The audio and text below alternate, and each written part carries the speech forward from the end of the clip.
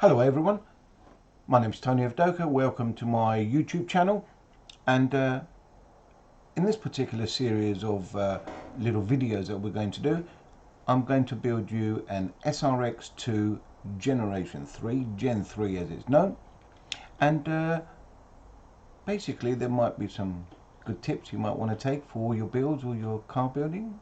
Might learn something, as they say. On the other hand, you might just enjoy just me showing you how I do it my way. So with no further ado, we will start, and we've got some different kind of scenes that you can look at. So this is going to be our build. Today we're going to build 1, 2, 3, 4, 5 bags. The bags basically are the beginning of the build, and we're just going to go from there. So here we go.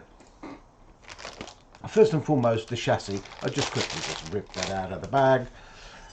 As you can see, full alloy with an unusual front end to it. And I'll tell you what I mean by that. Let me just go over to this cam here, and I'll show you that. First and foremost, you can see by the close-up cam that there is a kick up for the sides. You can see that there. So kick up for the sides, but also unusual but very clever, we have a double kick up on the front. So it's not one kick up, it's two. You can see that clearly right there, and that basically means that you get much more clearance on the front end of the chassis. So as the chassis comes and sort of hits the bumps and that kind of stuff, you've actually got more clearance. So a unique feature, or certainly an unusual feature, of a double kick up on the chassis. So without going into many other details, you do have a nice channel, as you can see, if I can just get it nicely zoomed in for you. You do have a nice channel running down, so when you fit your speedo in this area, you'll be able to run your flat nice sensor lead. It'll come out underneath the motor, and we'll talk about that a little bit further on in the build, of course. So that's your chassis. Bag 2. What have we got in bag 2? Let's quickly open up bag 2. Now, what I'm going to do on the first build, on the first scene, I should say, is I'm going to show you how I do things when I open up a bag. Everybody's different. But from my standpoint is I want to lay out everything, and then this way, bearing in mind I'm not using a manual here, right? So this is because I feel personally I don't need to use a manual, but I would strongly recommend, and I really do strongly recommend, that you use the manual, you follow the manual, and you do one bag at a time. And there's lots of reasons for that, and the reason is, first and foremost, you will also know whether you're missing a part or not. Now, I have to say, the Serpent factory are very, very good. It's extremely rare that I hear of a part being missed out of a kit, and I say extremely rare. I'm not going to give you statistics on that, but in my time of 6 years in the off-road part, I think twice, and I think one of it was a mistake and one of it was lost, if you like. So as you can see, I like to organize my bits and pieces. I use a towel, by the way. I like a towel. It's actually on my board, as you can, I don't know if you can see that, it's actually on my board. But I use a towel because my chassis doesn't get scratched when I'm working on it, my things don't roll around. I just prefer a towel. So here we are. This is bag 1, which obviously will go onto the onto the chassis, but I want to open up That's right, actually that was bag 2. Then what a stupid man I am. Well, there you go, there's the first little mistake that anybody can make, even myself. So I opened up bag 2, but nevertheless, let's go to bag 1 and show you what they're telling us to do in bag. So there's bag 1. So everything's empty before I throw anything away. So we've got the side guards. This is pretty self-explanatory, guys. I mean, obviously side guards are going to go there. I mean, the bulkhead is clearly going to go, you know, here. It's not going to go anywhere else. You must excuse me, I've moved my mouse and lost what I was doing. So these are the uprights that will go onto the guards. Again, very self-explanatory if you've built a kit before of any sort of any type. The only thing that you will find, you'll find the difference in quality when you start building a Serpent car. It's really good. So these are the steering knuckles. This is the steering bell crank, if you like, if that's what you want to call it. And these are all the little fittings that are going to go along with it. And as you can see, I'm clearly keeping bag 1 separate to bag 2 because I want to make sure that in here I've got 8 bearings, which are, because the steering on a Serpent car is fully ball raced. I don't know if others are or not, but certainly our car is fully ball raced. So there you can see clearly 8 bearings. And like I said, I'm gonna show you this on the first few bags, how I go about things, but afterwards, to save time on the video, because you can argue this is boring, we will have all the parts ready before we start that particular part of the build. So we need a pair of them, we need a couple of nuts to go with, you can see there we need a couple of washers to go, and then we make sure that we've got all our screws, the right amount of screws. Like I said, you will be using your manual, and I might even refer to the manual a little bit later on, only purely because there are a couple of little bits and pieces that I want to highlight for you, because some people have asked some questions on them. If you've never built a Serpent, again, the instructions are very good, but there's always a question, if you like. It's very difficult for any designer, manufacturer to get all the questions answered before they arise, if you like. So there you go. We're all ready. Are we all ready? Am I missing something? I'm just looking. No, it looks as if we're all ready to go. So right, on this particular build, or on this particular car, if you like, it comes with a plastic bulkhead. So again, let me just go back to my zoom camera. This is a plastic bulkhead, as you can see, but there is a difference with the plastic bulkhead. It's very light. So if you're doing maybe some low grip racing on a low grip track, this is ideal. On this particular car, I've got a couple of parts over here. I'm going to put an alloy bulkhead on it. Now I would recommend this, again, I'll just quickly, if I may, just go back to the zoom camera just to show you a little bit more close up. It's an alloy bulkhead, that's the part number, as you can see, front bulkhead insert it's called. But I do recommend, because it doesn't come in the kit, I do recommend that you get that. Now they are basically grub screws. You can use grub screws for all sorts of things, of course. That's the part number, and again, it becomes self-explanatory when I build the car why you need why you need those grub screws. So let's start. Let's go in here, get the bulkhead, and I don't know why, but I just love the feel of these alloy bulkheads. They're you know, I mean, to be very fair, on any car, it's just great. You know, it's it really is. So here we are. alloy bulkhead ready to go on. So what I do in these situations is I put that aside. I've deliberately put it aside because I know I'm not going to use that.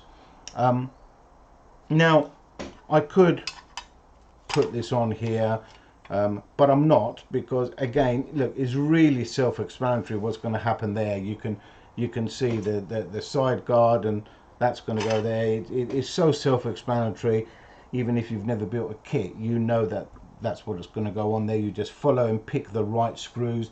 Don't use any different type of screws in your build. That's and that's not really the right thing to be doing. You know, all screws are there for a reason. So that's the way that I would, you know, that we're gonna do that and just speed that process up, if you like. So that's going to happen here. Now this is the bell crank. It's very easy, again, without even a manual. You know that the bearing's going to pop in there. There's one on the top, there's another one there, there's one on the bottom. You know this is standard practice, right? Now when you do this, make sure the bearings, right, are home. Make sure that they, you know, really squeeze them and make sure that they're in the casing right. So with that complete, I then take this. Now I've already quickly looked at this, to be very fair, and there wasn't any issue with it, but I'm very fussy with my build.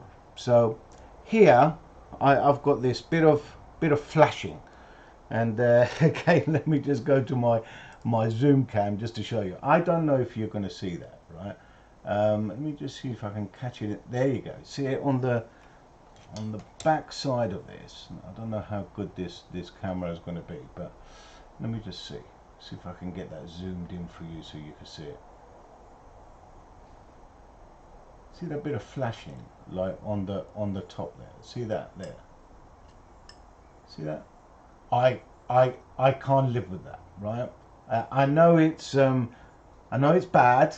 I know it's there's a lot of people say, oh really, you know, but I have to get my scalpel.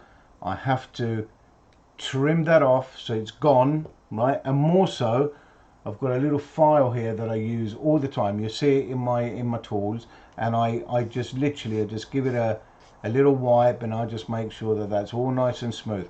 I am very fussy with things like that. Now you're going to say, well, it doesn't really matter, and probably on this part it doesn't really matter, but let me tell you, there are parts on a buggy that do matter, and if you don't adhere to all of those kind of rules for yourself, there'll come a time where you're wondering, well, why is this snagging, and etc etc, and there's your answer. If you build it in that fashion, and you know you're a little bit fussy about everything, and then you're going to end up with a really good car under you. So just remember that.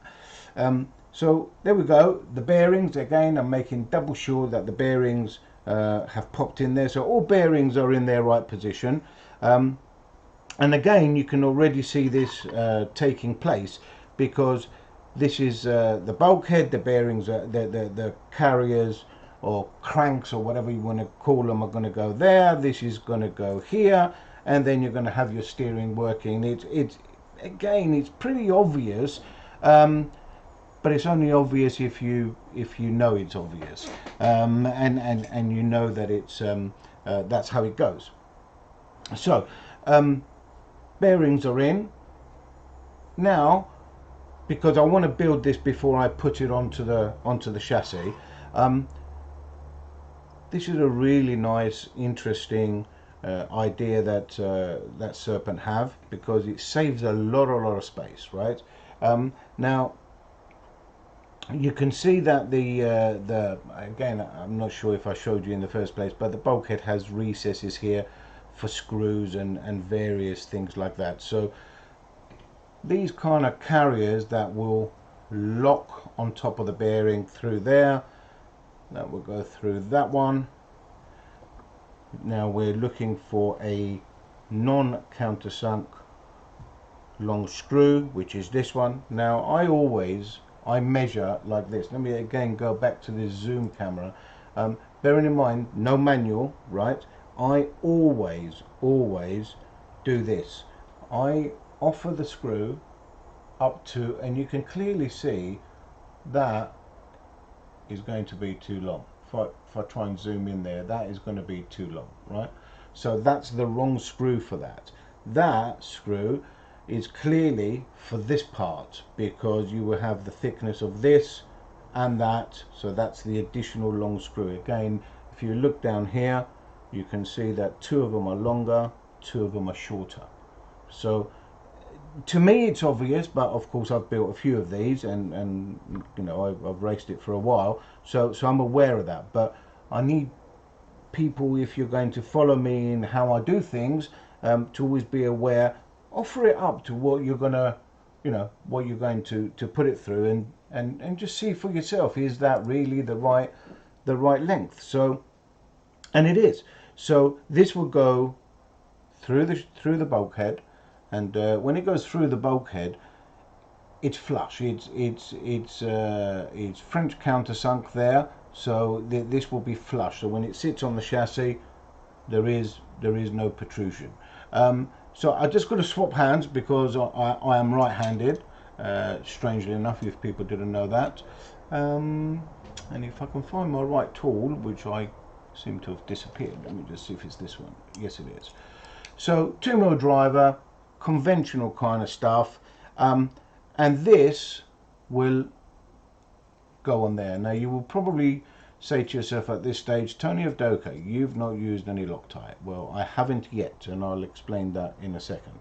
If I start using Loctite now, I feel that everything is going to, you know, I'm going to have fiddlesticks everywhere, as they say. So I basically, I put it together like this, make sure everything goes together. If I can just get it to just screw up like so. So yep, everything's there, everything's free, as you can see. Everything is very, very important that everything is free, right? So that's going to go there, that's going to go there. Now I'm getting to the stage where I am thinking of Loctite. Loctite is here, as you can see, so we was always going to use that. It was never going to be a scenario of building without Loctite. Now I will take the header card. It's just how I do it again. Some people do it differently. So I take the header card, I open up the back side of the header card, like so, and what I do is the following. And as I say that, I'm going to have to give this a little pause. So Loctite, here we are. And we're going to come back to that if you just give me a moment, please, because I am in the office at the moment and everybody's looking at me wanting me to do something. So just bear with me, little pause, come back to you. So my apologies for that. Unfortunately, being in the office is sometimes a little difficult, but there you go. Back to the Loctite. So Loctite I put on my header card like so. This is how I do it. I then can put that away. And you probably wondered, why didn't I just do that in the first place? I could, of course, take a screw, try where it's going, make sure the thread is right, etc. If I get Loctite and do that first, oh, it's a right old mess, I can assure you. So I put the screw in first, I know where I stand, I then draw out the screw with everything sort of in my hand like so, and once it's in situ, like I said, it becomes a lot easier. I will just dab a little bit of Loctite on there, not a lot, just a fraction, because that's when you get into problems in the sense of you see people at trackside and they just can't get something apart. You know, you just don't need a massive amount of Loctite. So become a little bit butterfingers for some bizarre reason. We go in there, and I'll tell you what that was all about actually while I just put this together. That was because we've just had a brand new awning delivered, so they wanted a hand. That was what was going on there. Now once that's together, you do need a 5mm driver, guys, right? So if you haven't got a 5mm driver for the top of the nut, you need to get one. Don't try and use any old rubbish, because, like, you know, you want to keep your equipment good. So I'm going to crank that. As you can see, I'm using quite a lot of force, right? And I need to just make sure that that is free. Oh, and as you can see, it is nice and free, no issues at all. Look, it's moving by its own steam. So we carry on, open up the second one, take the screw out just like we did just now,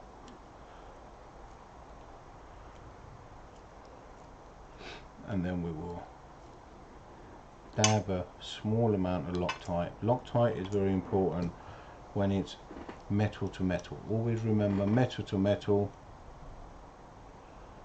that is a possibility where you use a little bit of Loctite. Not always, but certainly the majority of the time. It depends what you've got in your hands. But certainly steering, this is a moving part, remember, right? So this, you know, you're talking about that shaft with a thread holding your steering together. The last thing you want is this coming undone. It comes undone, end of run. No ifs and buts about that, right? So crank that nice and tight. Make sure she's nice and free. And I already knew it would be free because I already put it together. Just want to point out something here. I'm sure it's no different on the Gen 3 to all the other cars, right? On the plastic bulkhead, I put a little washer here, right? So in between the crank and the alloy. When it's an alloy bulkhead, I don't put a washer there, right? I don't find there's a need. So there you go. That's all nice and free. And of course that's going to go onto here, and so that concludes that part of the steering. Now of course we do got to get this on here. Now many people have confused, does it go this way or does it go that way? Does it do this or does it do that? It's very easy. The one thing that you always remember is that when it goes on the chassis, this here is going to be your pickup. So that's going to be your pickup for your connecting rod to your servo. So it's always the opposite side. So if your servo horn is going to be there, that's normally the opposite side. So that's going to go under here like so. As you can see, that is going to go like that. So it's not too difficult to figure out what's happening now. We're going to take the slightly longer screws, and they're going to go through the top like that, like so. These two are going to go from the bottom like so. Now this becomes a little bit fiddly, right? You've got to hold them, and I sort of just put my, I don't know, again, I just sort of put my two fingers underneath and hold like so. Got to turn it round because again I'm right-handed, so I've got to turn it round like so. Now it's not a matter of these just screwing on the top, right guys? You've got to put a washer in between. If you don't put a washer in between, you're going to squeeze the plastic onto the bearing, and then all that will happen is that it will just lock up, right? So you know that's the scenario. Now I'm not going to use the washer yet, because remember what I did earlier on. I want to make sure that this goes into the thread, so I'm just going to do that. Now I could, of course, I mean I'm quite fortunate, I've got quite a nice driver. I could just if I had the right bit in my driver, I could just very quickly use my electric drill, which I do use, but I'll tell you about that when I come to use it. So if I had the right bit again, I don't know what is going on with me today. So here we go. So just pick up that, just run it through. I'm on a very low setting, so it doesn't matter if I crank, if you like. So I'm just gonna make sure it goes in, which it does, and then I'm gonna, where's my other screw disappeared to? It's in there, so without any washers, right? So I'm gonna just put that in as well. And you're wondering again, why is he doing that? Why doesn't he just build it with the Loctite? Well, I believe that you've got to do this to make sure that your thread and everything else is right before you do anything else. So I'm putting pressure on the back of it just so you can see. Also I want to show you this, right? Without the washers, look, it's tight. It's horrid, right? Can you see that? It's horrible, right? So that's without the washers. Take the screws out.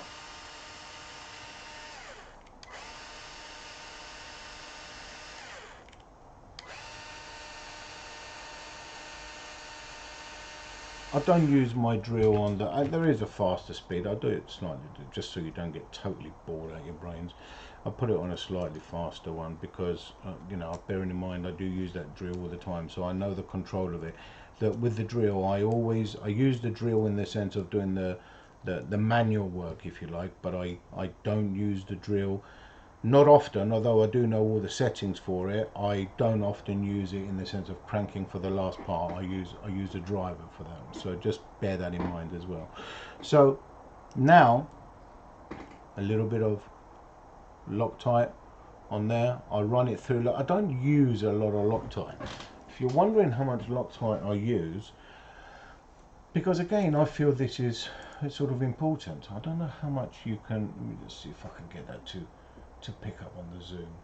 Right, can you see right on the end of that? I don't know if you can actually pick it up. I don't know if the camera's going to pick it up though. It's very I'm asking a lot for it from the camera, to be very fair, but yeah, we can just see it. Like, it's only on the tip. Look, it's only from my fingernail up. I don't run it all the way down and it's dripping everywhere. There's just no need. So now that goes in there. This is key, right? This here. If I can just go back to the build area script. This is key to do it in this fashion, right? Put the washer on like so. When you go through here, only go through and only screw in a very small amount, right? Do not screw that tight. If you screw it on tight, when you come to do the second one, you're going to have a problem, right? You're really going to struggle to get it how you want it, right? So you go through, you put your washer, right? And then when you come to put that on, you can see, I'm hoping if I can raise that up a little bit, you can now draw that screw out a little bit, just a fraction. You've got room to play, remember, because you haven't screwed the other one in, and then you can get it into the right position, and then you can screw it in, right? So now that they're both in situ, you can screw that in. You can screw that in. You can see that it's free now because you've got the washer in there. So very important, the washer, remember. And I am not frightened at all to tighten that up. You don't have to go mental with it, you know, you've got to tighten it, but you're also relying on the washer. And again, you must make sure, look, that must be free. It's critical for nice steering that it's free. The Loctite is going to go off. That's going to ensure we're going to be all nice and hunky-dory, as they say, and basically that is now ready to go on our chassis. Like I said, I'm not going to really show you the side guards and everything. That's not really a difficult scenario. So that goes on there. It's a perfect fit. I mean, it's not a difficult scenario. Underneath, it's all countersunk. You can see that here, here I've actually built it wrong, believe it or not, because what I should have done is I should have reversed that, but I have to do that because silly me talking and trying to build like a typical man can't multitask. I think I'll put that the other way around, so let me just double check. I'm just going to whip not the difficult one off, but the other one. So I always undo with the driver and always do up with the driver, and let me just double check, see if I have done something wrong. Probably Billy Easton's looking at having a right giggle now. But when you're on your own and you see that should be like so. When you're on your own and you're building it in your own little bubble and everything else is one thing. When you're trying to sort of tell somebody else, it's always more difficult. And that's how errors happen. But again, bearing in mind I'm building it all by memory, not even using a manual. And I should really be referring to the manual. I will do when it comes to a couple of points that I want to point out to you.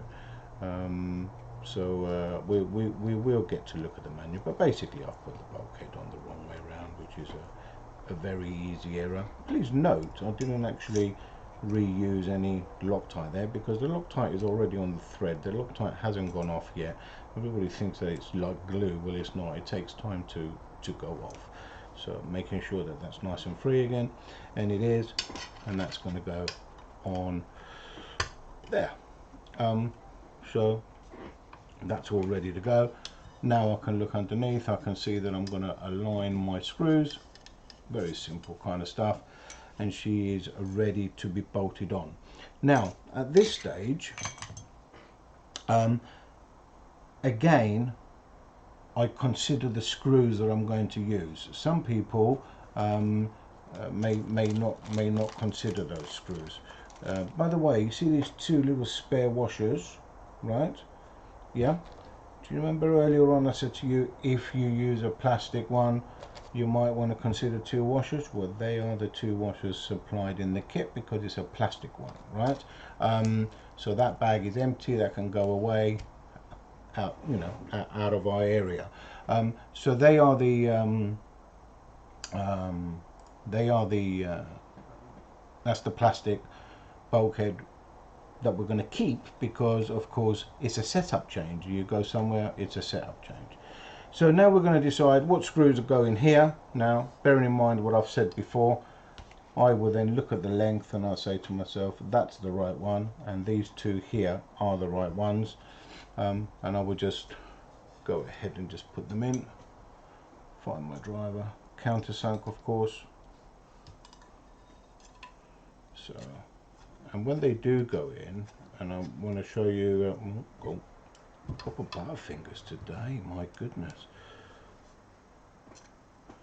This is coming up in this bit here is going to be the interesting things. There's certain things that I do that others, I'm pretty sure in the industry don't.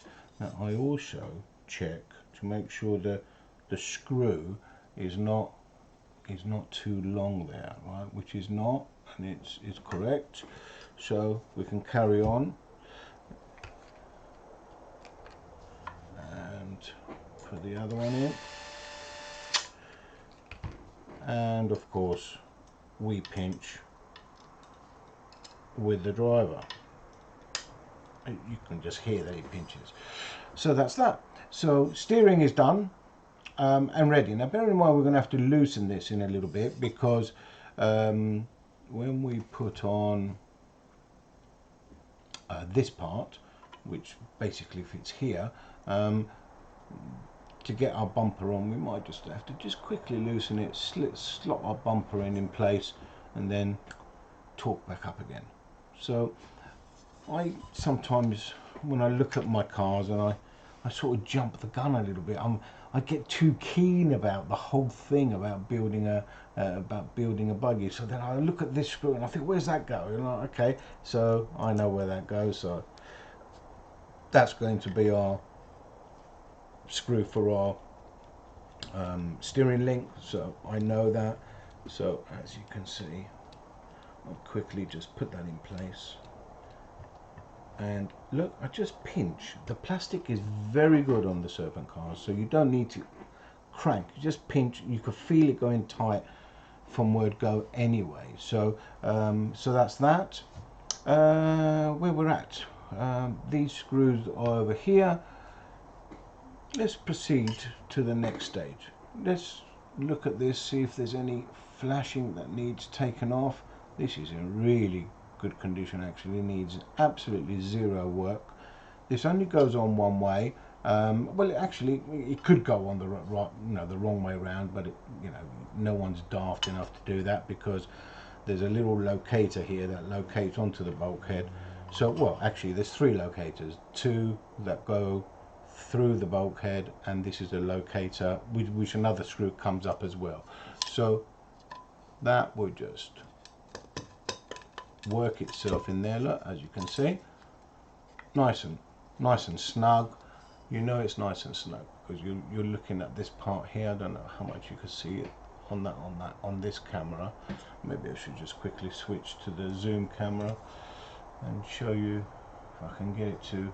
It seems to be very low light today.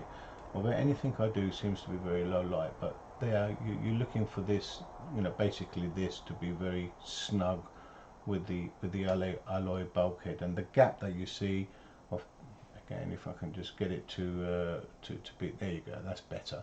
The gap that you see is where the bumper's going to slot in, right? So that's there and ready to go to the next phase. I'm not sure if the bumper actually comes in this bag. No, does it come in the other bags? Yes, it probably comes in the other bags, because this is basically the front end. So steering's on, upper bulkhead is on.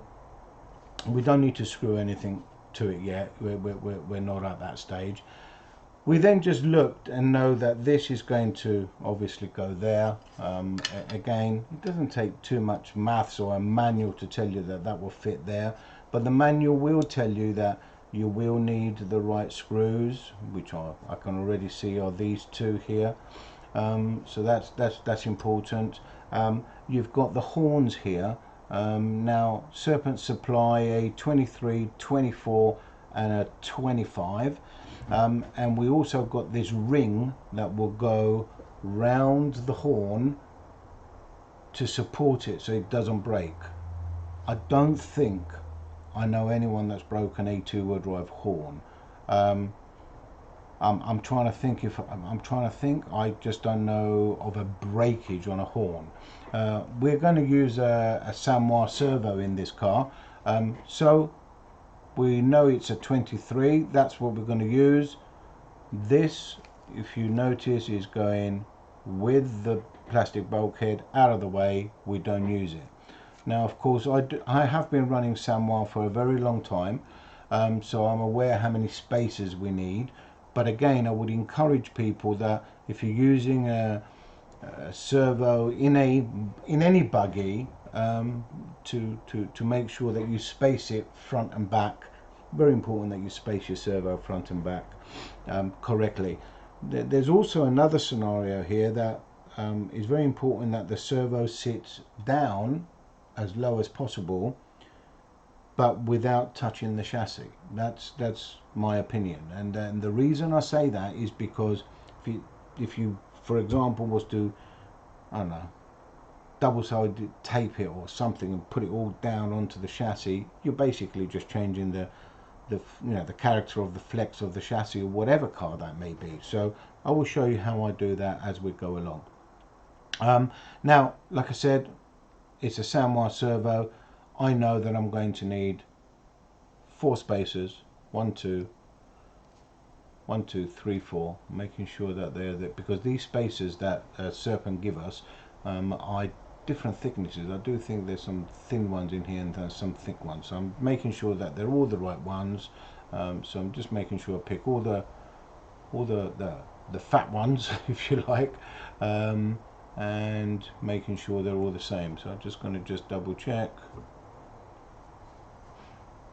and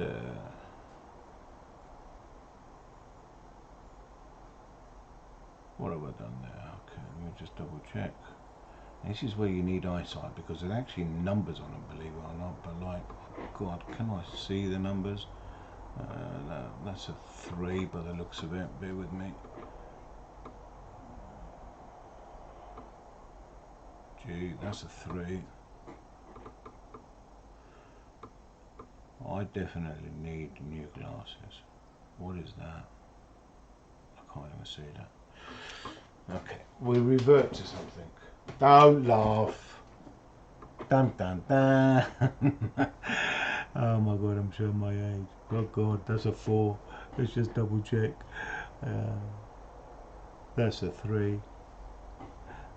And what's this? That's a 4. So 2 4s. I need another 3 is what I need. And it's not that one. That's a 2. It's not that one. That's a 1. So it must still be on the spool. I call it spool. Spool. There's a 3 there. So that's my 3s. So that with that one side, that with that the other side. That's what's going on our servo. That's the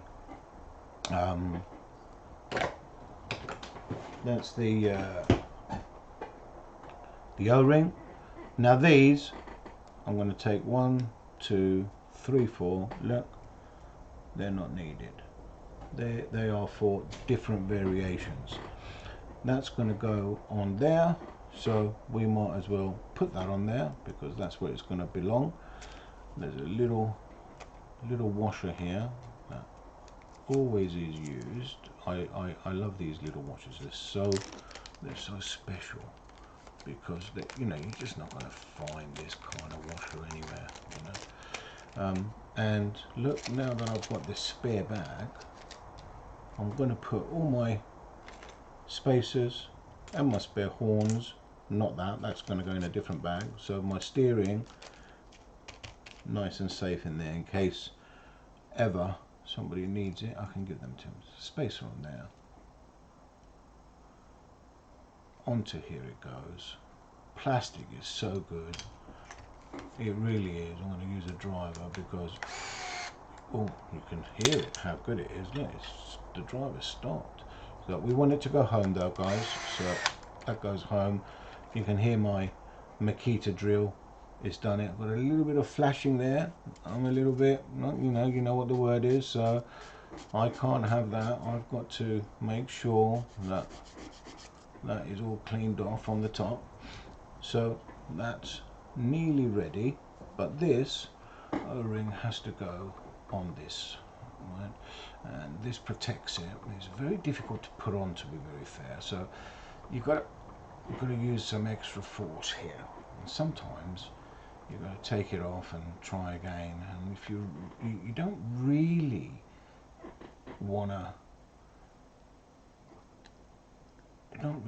put it in a vise. I don't like putting it in a vise. I like to make sure that it goes on by its own self-esteem, and it's just about on. So I'm going to just press on the board, and she's now home. So again, let me click to the camera and show you that it's gone home. See, so if I get to see, it's gone all the way home. You can see that it must be home, right? So make sure it's home. So that's ready to go on. These are my posts, and again, sorry guys, but I like to make sure there is no flashing. I think that when it's all built, and this one's a little yuck. So just take that edge off. When it's all built, it just gives you that feeling, that magical feeling that you've done everything right. I think it's very important. So we're looking for 4 identical posts. They're going to go through. Screws are going to go through there. They've got to be in here. So there's 1. There's 2. There's the 3rd. Looking for the 4th. Where's the 4th? There's the 4th. So we know that's our servo screws. And 4 screws, naturally. 4 washers. You can see there's the 4 washers. And then we look at what's left, and what's left is a kind of long kind of grub screw stud type. That's there. That's going to go with the connecting rod. That's sort of pretty obvious. We're left with some countersunk screws. 1, 2, 3, 4. 2 long ones. That is probably to go with the servo because that's a button. And we've got three long countersunks, which probably are the 3 that you're looking at here. So if I do again, just go back to the zoom cam. If you look, there are 3 countersunk screws that are missing there. So that's basically, we've got all our bits and we're ready to rock and roll. We haven't put this on yet, but believe it or not, there is no rush to put the side guards on. Many people put them on first. I mean, I could quickly zip, zip, zip and put them on, but I want to get to the servo. That's where I want to get to.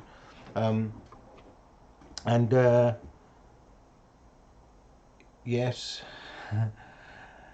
they're looking at me again, so I'm going to just take another little pause. So if you please bear with me, just because they're looking at me for some packing stuff. So please excuse me for a mo. I'll be back in a couple of minutes, but you won't have a delay on the video, so just bear with me.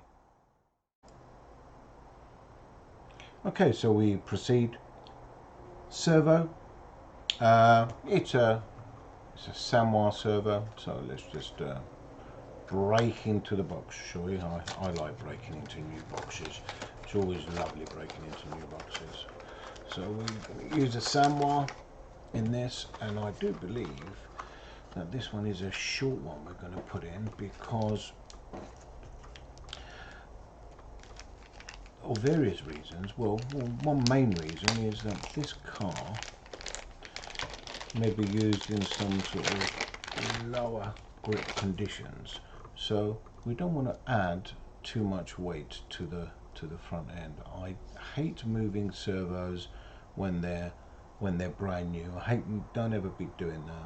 I hate it with a passion, but I need to just do it the once to make sure that it's sort of centralized when I unscrew that, and that looks like a screwdriver type. So let me just reach over and grab a screwdriver type, which it is. We're not going to put that back in, so that can go over there with the servo. That can go back into the box of the servo. And now we're going to comment. Actually, we'll put that on last just so you can see a little bit better in what I'm doing. So we're going to put the posts on, right? I know that the spacing is around the 2 thicknesses that I picked. This is the latest style Samoa, by the way, black wire. I love it with a black wire. So let me just show you how that works. We're going to put the post there, like so. We're going to get the 2 together, so a 3 and a 4 I'm using on this one, but it will all be checked anyway before it sort of, you know, gets seated, and that's the end of it, if you like. Get my driver, get one of my servo screws, get ready, put a washer on it on the outside, and screw a little bit. Don't need to go too far, not at this stage. Get a washer like so.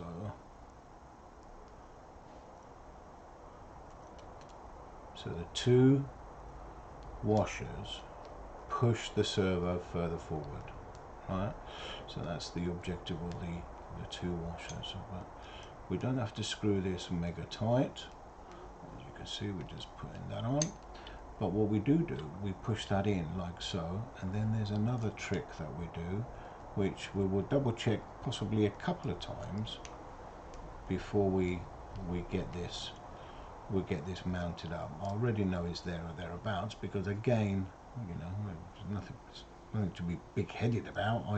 I've built a few over the years, so you know, the bottom line is that this is the way that I do it, and I like these kind of live videos because you've got a scenario that people are saying, oh, does this go with this order, does that go with that order, and all this kind of thing in the background, which is quite cute, really. I think it just sort of makes it a little bit more realistic, if that's the right word. You can see me as well. Actually, maybe I should take that away. Maybe that was the wrong move. So when you're putting this on, remember that you've got to make sure this is in the correct place. Yeah, not the same as the mounting. So you know, you can get it wrong by doing it upside down, the same way as I earlier on, as you witnessed, I got the bulkhead the other way around, just purely because I'm chatting away. Now, bear in mind, you can loosen these and move them. Now, that is key. Somewhere here, under my bits and pieces, I've got a metal ruler, which I use quite often. This is what I do, is I put, let me see if I can do it on the zoom cam. I take the servo like so, and I put my ruler across. Now, as you can see, if I was to bolt that down right there, there's a white towel in the background. Look, you can't see any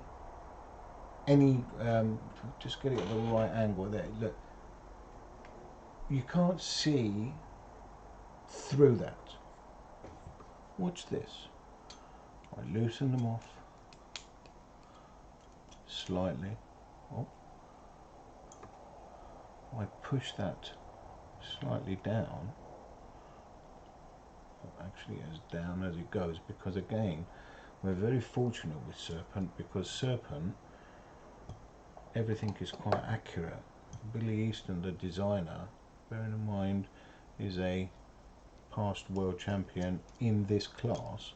You know, he knows about all of this. He knows how to build the car right, and certainly it really gets boasted in his design. What I'm looking to do here is I'm looking for the servo to very slightly, if I can, I can't quite show you, but I haven't quite got it right yet. I will do. Can you see that? You can see a little bit of white background through the servo. So basically, the if I get close here, what you're looking for is for the posts to mount on the chassis, but the servo is sort of slightly free floating off the chassis. That's what you're looking to achieve. By doing that, you're not bolting the servo. You're not bolting the servo to the chassis. You're bolting the servo to the mounts. So that's going to go in there. You can clearly see that's going to look quite cute. We'll put this on because we nearly there or thereabouts centralized the servo. So I know that this has got to be just a fraction off to get proper steering both ways. Now it will be tight as well because we've got the alloy washer giving us that's the you know what the alloy washer does, is supposed to, you know, make it nice and tight. So therefore we've got to draw it onto the spline, and again we just pinch because we might have to adjust that later on. In fact, I'm pretty sure we're going to adjust it later on. So we just sort of align onto the chassis just to see if we're there or thereabouts, and it looks as if everything's going to be hunky-dory here.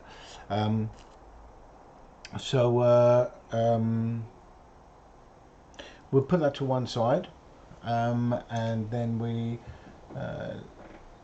continue. Just got to double check something. Grab my verniers. Bear with me. Let me just quickly look over here.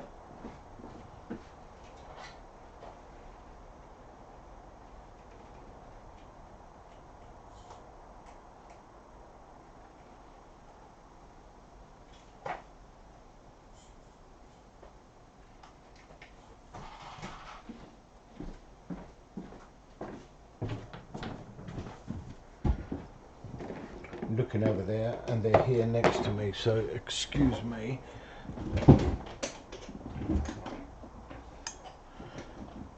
So we move on.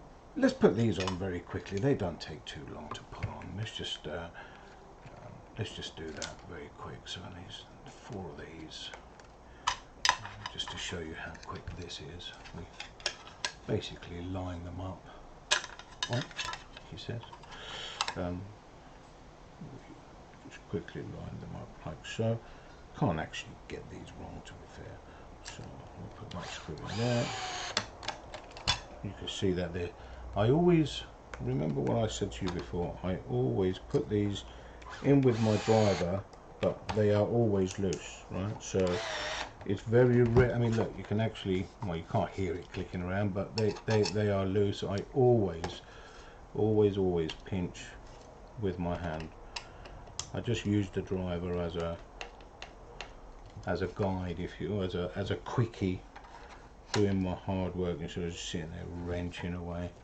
So you put these slightly shorter ones in. Again, the manual will tell you what the right screws are. Again, repeating myself, but I obviously know what they are, so I can just do this. He says, butterfingers today. My goodness, what is the matter with me today? You know what it is? It's all this lockdown stuff. Doing everything else but building cars. Mind you saying that, I've been working on some other of our products, and you know, some really nice 8th stuff that I've been dealing with of late, so that's good. So anyway, so that goes in there, that's going to go in there like so. Now here you need these ones here, I believe. There's 4 of them here. I'm pretty sure that they're the correct ones. No, that's the wrong one.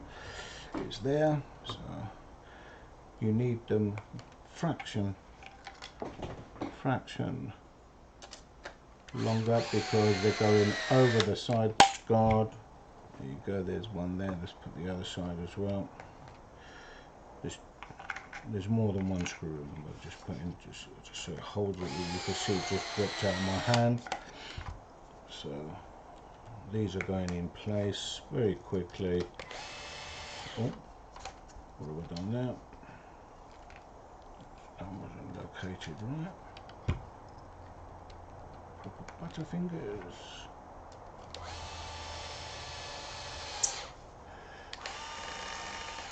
You know why? Because talking again, it's a good job I noticed that actually, talking again, we're getting our lefts and our rights wrong, so we do it properly in the first place. I should really be, you know, discussing the manual with you, really. That's what I should be doing, but I didn't think that any of this would be any sort of issue, really. They just look very straightforward, but even to me, do you know how many of these are built? But like, even to me, it's clearly, that's got to go home, that's why. Even to me, I forget. But of course, I am trying to learn how to do these videos. These videos are a little bit more difficult than what everybody thinks. You've got to try and get your cameras right and everything else. And bearing in mind this particular camera here, for some reason today is darker than before. I have no idea why it's done that, but it has. Let's get this linked together. So we need a 1.5 driver for this, because that's what it is. So we put that into there. I have actually got a nice little tool that I can use and hold my link in there if I want to, like so. But these ones are not too bad. Now here I do a little cheat here. I put a 2mm washer in between, and I'll tell you why I do that. And that's because I know that 2mm is the right gap for when I come to adjust a Sanmar servo. So I'm just looking to see, I'm going to go to my cam and I'll show you what I've done there. So if I go to the zoom cam, you can see I have basically put in a 2mm washer in between. That's all it is. Nothing, no heroics or anything like that. So that's gonna go on here, and that's gonna go onto the servo. And it wouldn't be too bad if I actually did the servo right, which I clearly didn't. So bear with me. I'll swap that round. Again, this is what happens when you're talking, and etc. etc. So, this washer normally, some people use it on the link. That is a much smaller washer, but I like it on there. So my servo is going to drop into here like so, and I'm just looking how forward can it go. Just going to line up the screws underneath just to make sure I'm there or thereabouts. And I normally drop a driver in there like so, and then as I raise that up in the air, I can see how far forward I am, and you can see that that is where it really needs to be. So with no further ado, we're gonna fit that servo. So we're gonna take 2 of these screws and we're gonna fit this servo in. So this servo is going to go into there like so. I'm going to get the driver to do the hard work. If you notice, I back off before the end. I don't need to. I've got it on a low torque setting anyway. So just make sure, because we're in plastic, we've got to make sure we're lined up straight before we do that. We pinch that. Bear in mind, like I said, plastics are very good on the Serpent cars. You only need to pinch, and you can clearly see that now the servo is in situ. We make sure that this is all nice and free like it is. We could put this link on, there's no reason why not. I'm just looking at these links. There is a wider side and a narrower side. So again, I'm not sure if you're going to see this on the zoom cam, but let me just see if I can get that focused in right. So it's very difficult, of course. So if you're looking at this area here, one is wider. You can see, look, see that one's wider. Can you see that? Maybe in that angle. See that? That's narrower there, and wider there. So the wider area is the one that's going to be used to pop in. So when we pop it onto the ball there, that's going to, you know, that's going to be the wider area that's going to go on there. So we make sure that that's the wider there and the wider there, and that's correct. So pop, and again, must make sure it's free. Now here, normally you would just do one flat and one so. If I get that sort of right on the camera, so one like that and one like that, but it's going to have to be a little bit more of a twist on these, because again, Serpent have got the right geometry of the bell cranks up against the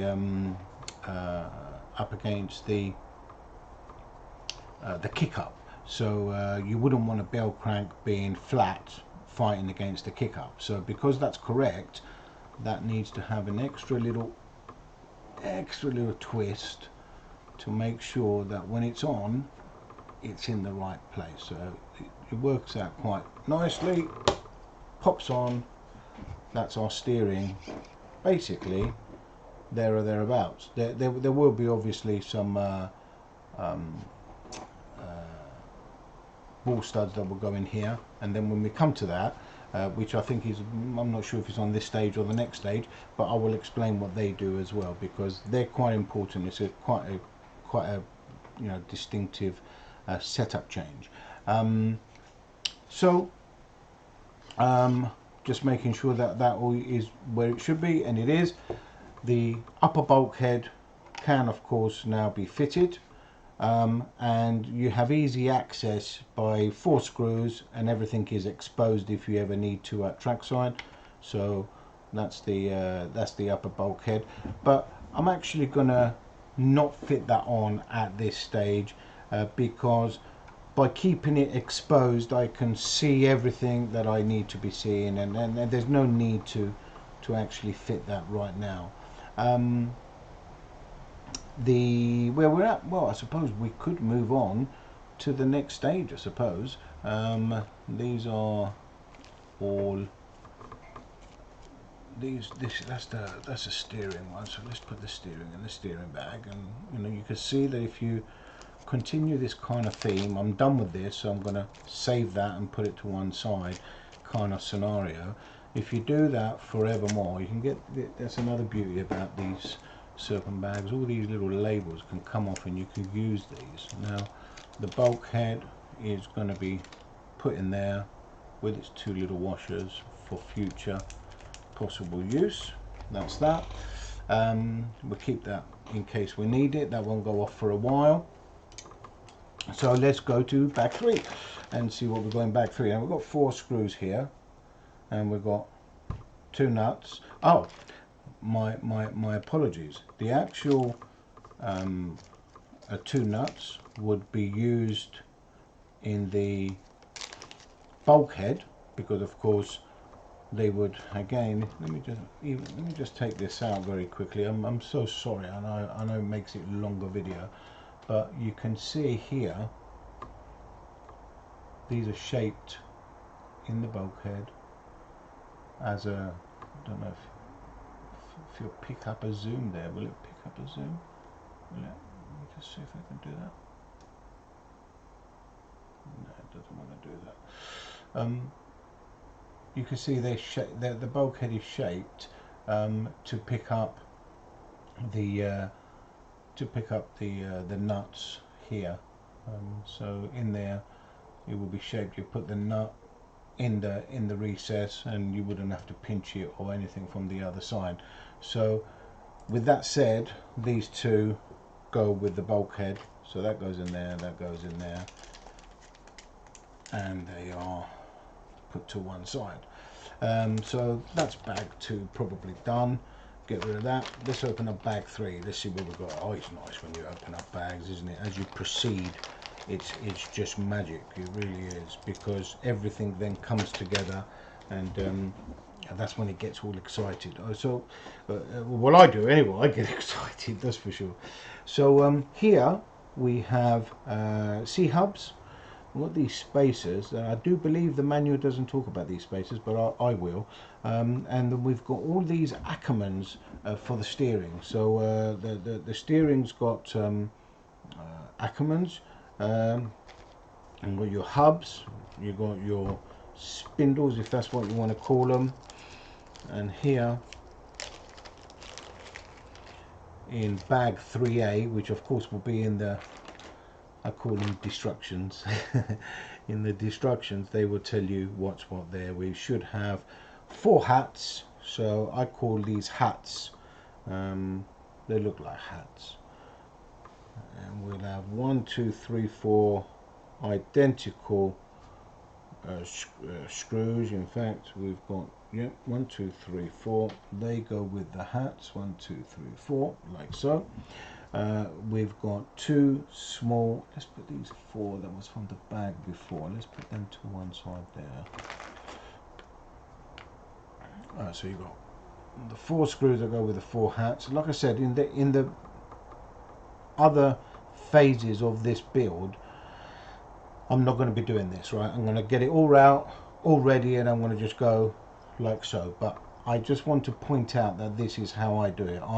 Before I start building the bag or anything like that, I make sure that all the parts are there for me. It's just my way in doing it. So we open up,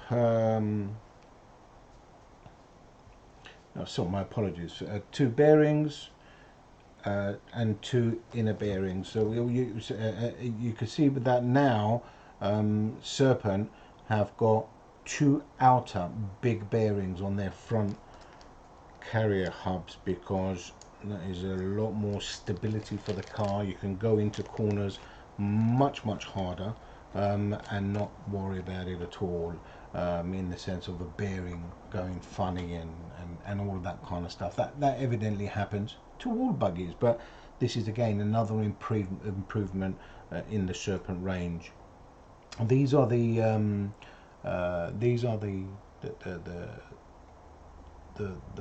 little spacers that go with the hats. I'll explain that when we get to it. And these 2 little copper washers is another little addition to what Serpent now do, is that these can go on these spindles, and so when that goes on your bearing, so this is sitting in your hub, you can have your spindle further out, or you can then put it on the inside, which makes it further in, so you can actually change the front track of the actual buggy. On this particular buggy, they're going to go like this, right? So I've already done that procedure, if you like. These four screws here, right, they're slightly shorter, and they will be for my Ackerman, and my Ackerman is going to sit onto the hub carrier there. A very quick little cleaning process. I've got to clean the flashing off this stuff here, because if I don't, believe me, I will not sleep tonight. So I've got to just break that off, and here I have to clean that, and make sure that all of this is nice and smooth. I'm very particular about that, to the degree, well, if you excuse me, I'm even going to bring a light into it, because I need to see it and make sure that I'm totally satisfied with the flashing is gone. If it's not, like I said, sleepless nights for me. I really am that fussy with it. Again, a lot of people would say, well, you know, you shouldn't be. Makes no difference. If you crash, you're going to break that, or whatever, you know, whatever they may want to sort of think in that way. But my philosophy is this: if I do this all the time, I'm not going to have any sort of flashing off a mould. Bear in mind, it's just a mould, you know, it's a moulded piece. None of that is ever going to get caught up, or maybe on a wishbone, which is probably a little bit more critical. It's not going to snag on me or anything of that nature. And the bottom line is going to be very simple. The bottom line is, if it gives you 0.1 of an advantage, 0.1%. Well, if you do 10 items, that's 1%. If you do 20, that's 2%. That's 2% better than anybody else. That's my philosophy. Like I said, many of you might think it's a bit stupid. Anyway, that's the way I do it, and that's your choice whether you want to do it that way or not. So big bearing snaps into there beautifully. Little one on the back side. It won't snap in the back side because this is just much smaller and slightly deeper. So that goes in like so.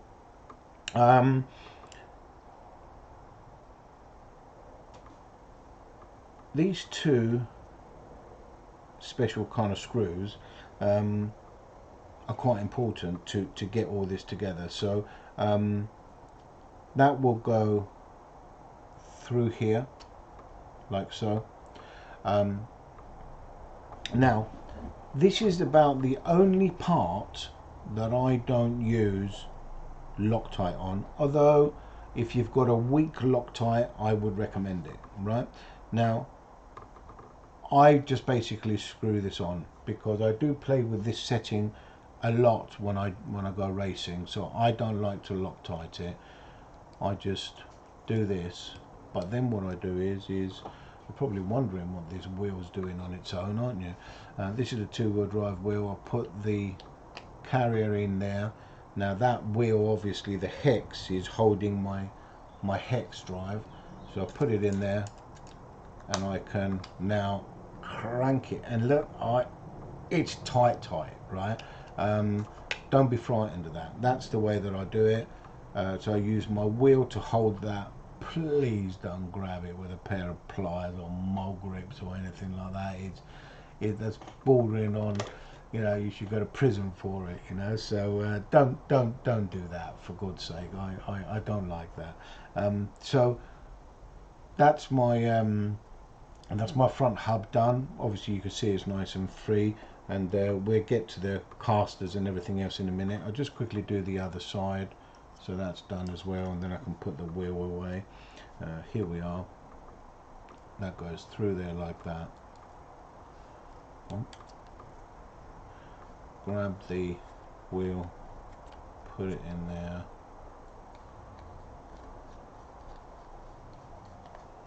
It's not sat on the wheel yet, so that's it. So now once it's sat on the wheel, you can just crank it up. I don't want to say I've never had one undone, right? But I've never had one undone. You watch, next race meeting. That's called Sod's Law, that is. Let's quickly get rid of this, because I want to just go back to show you something on the zoom cam. So go back to this hub now.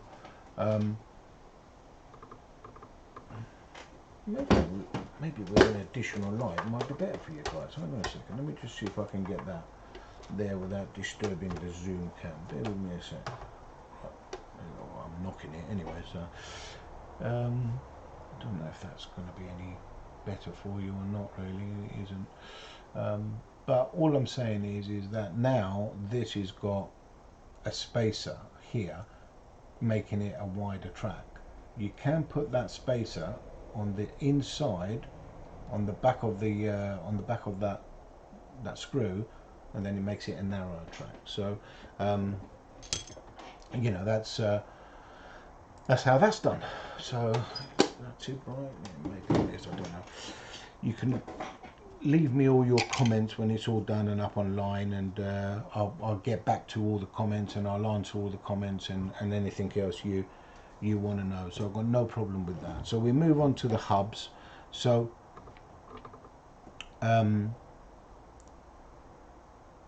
we've got different Ackermans on the two-wheel drive car. I'm not sure about other cars, and it's not my concern.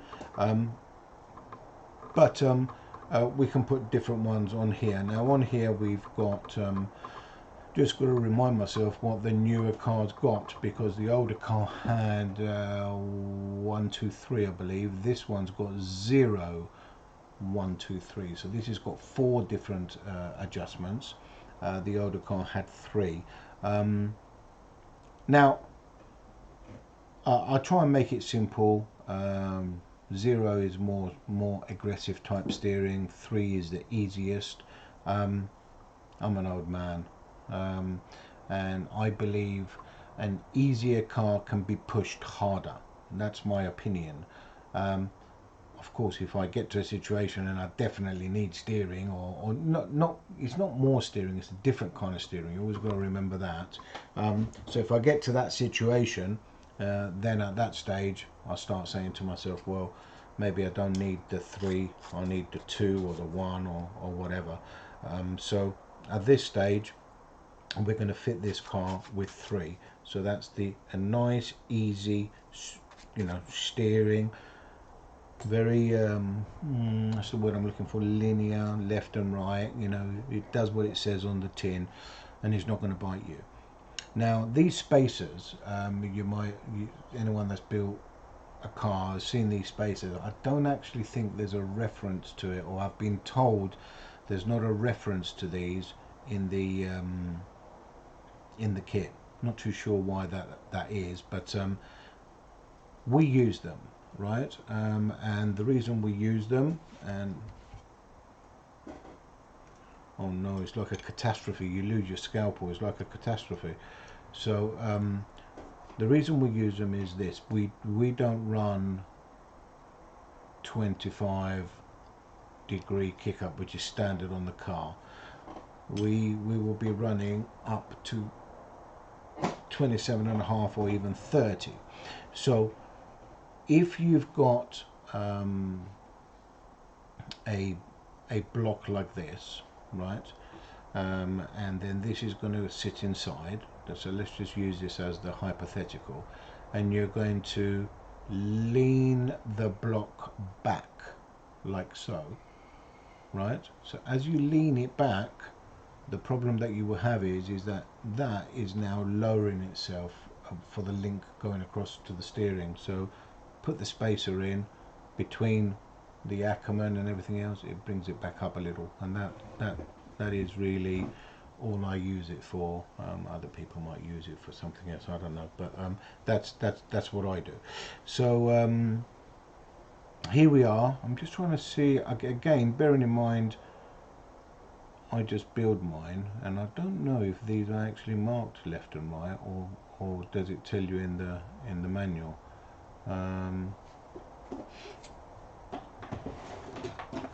I think it's self-explanatory where they go, but I just wanted just to quickly see, just to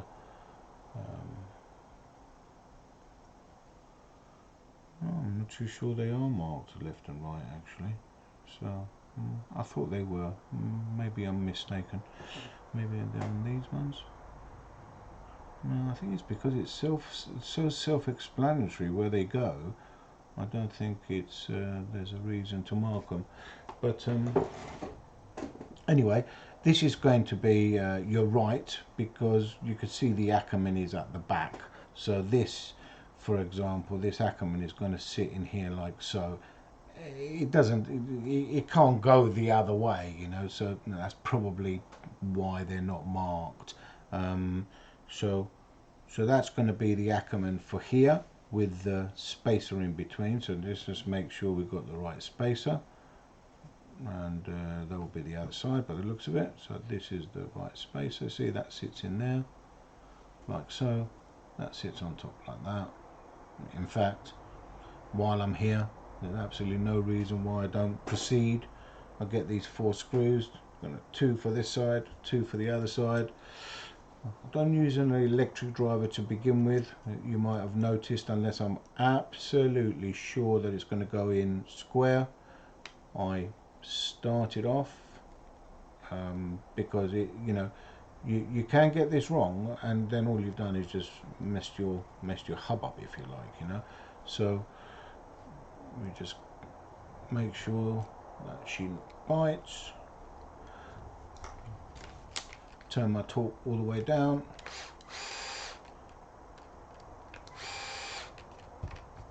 And I finish by hand. As I've said all the way along, always finish by hand, unless you're sure on the part that you do. So that's the left side done. We'll just quickly do the right side. Put the spacer in there, put the Ackerman in there, and just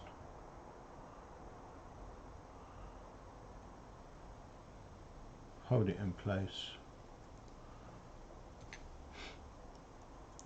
Oh. Anyway, you guys should all be experts at building all sorts of cars out there at the moment, all been on lockdown, and I know many have bought kits, and many have been doing revival stuff and all the old kind of bits and pieces, which is great. I'm not really into the old stuff that much, to be very honest with you. Although somebody out there has got my cars that I arguably got my best results ever with, but that was also because I was a lot younger then as well, and probably didn't care as much either. So here we are, the left and the right, they're both built. They're ready to take these. and I'm hoping in one of these bags, yes they are going to be all the carriers for them as well. But before we get to that, we need to get these on the cars, and I will just point out that these do now have a steering set screw.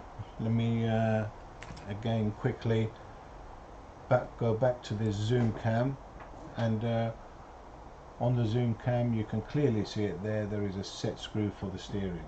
Now you probably wonder, what do you need that for? It's needed for many reasons. When you're reducing your steering and you can't get lock and your steering's flopping around like this, and you're wondering why you can't go around the corners, right? That's one of the reasons, for starters. So this will be always on the bottom of the carrier, and so it's going to sit in like that. So that's for this side, and this will be obviously for that side. Set screw is going to be up the top, and this is when these come into action now. So they yes please, yeah, love one. Okay, so I've just been told there's a great big hornet in the actual workshop, so that's all we need, isn't it? But there we go, 1 2 3 per side. So 1 2 3 per side, like that. I like 2 on the bottom, and I slide these in here like so. He says, yes, because I should, bear with me a second,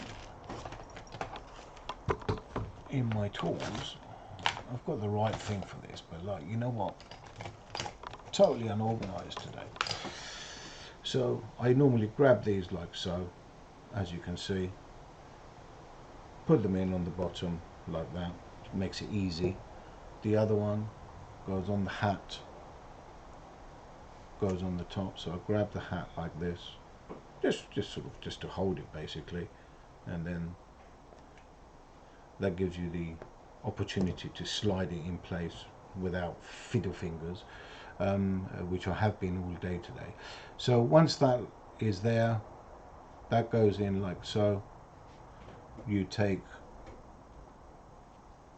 2 of your screws, they're going on the top, so you just pinch that so it's got that in situ. You pinch that and you continue to look, pinch. You don't need to go mental with these, you just pinch them, because again the plastic is so good, it holds into place. So once you've screwed these in like so, I even back them off sometimes. The key to a good car is that must be free. If that's not free like so, you are wasting your time, right? So that is, you know, a very important factor. There's one side. Let me quickly do the other side, and then we're sort of moving very quickly in to the conclusion of the front end here. Although there are some interesting things that I do to the wishbones, which are in the last bag there, but we'll come to that in a sec. So you just hold it like this with your pliers, put it in place. No heroics, you don't need to be a mathematician with it. You might think I'm making it easy, but hey, listen, it is easy if you're doing it in the right fashion, right? So just always remember, sometimes, and even myself, hey listen, I'm first to admit I don't know everything, right? People might think I portray it that way, but it's not the case. I believe that every day is a learning day, right? So you know, you don't want to just assume that you know everything. There is obviously knowledge, because the experience and the multiple times of doing something is very important, but Don't ever think that you know everything, because there's always someone somewhere. I mean, I can name you many racers that are super talented in their driving, in their setup skills, and everything else. Super talented. So look, they're done, right? So they're ready. Let's move on to the last bag. These are going to be saved, right? So, oh, I have got a spare bag. I didn't realize I had a spare bag. I'm just going to break them off the spool, look, like so. So 2, 2 and 2, throw that away. There's nothing else on that, as you can see. Don't need that. And this little bag now is going to conclude that they are my spares. You know, you've got a little spare sort of compartment box or whatever you guys use for your spares. That's where you should put that in and carry it around, but that's sort of done with, if you know what I mean. So we'll open up bag 4, and open up bag 4 we do. Make sure she's empty. Get rid of that, get rid of that, get rid of that. And you know the routine by now. So when I'm showing you how to do this, everything is put together there. Thank you very much. Just been handed a nice cup of tea by Richard. Some of you might remember Richard.